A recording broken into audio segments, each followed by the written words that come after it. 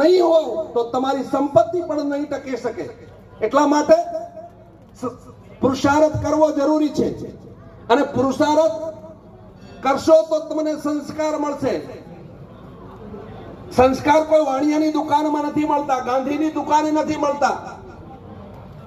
એટલા માટે આપણો ધર્મ છે અને એની રક્ષા કરવી,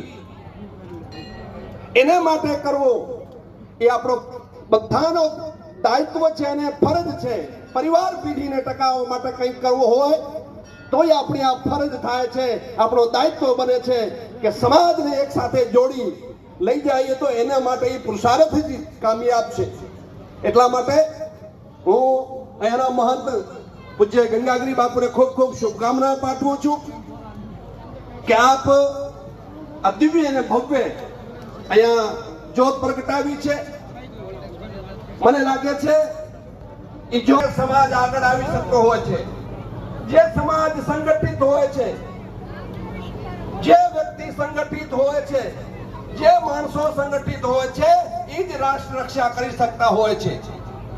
એટલે એક ધર્મનો પહેલો પાયો છે.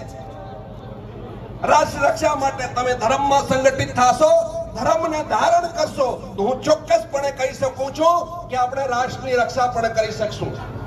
તો હું ગંગાગીરી બાપુને ખૂબ ખૂબ શુભકામના પાઠવું છું કે આપે આપ્યો છે, જે પોતાનું અનુદાન આપ્યો છે, માં ભગવતી, માં મોમાએ આ બધાને ખૂબ આપે એવી માં પાસે પ્રાર્થના કરું છું. ધન્યવાદ. ભારત માતા કી, મોમાએ માત કી, ગૌ માતા કી જય. જય શ્રી રામ. જોરથી બોલો, જય જય શ્રી રામ, જય જય શ્રી રામ. ધન્યવાદ. આભાર.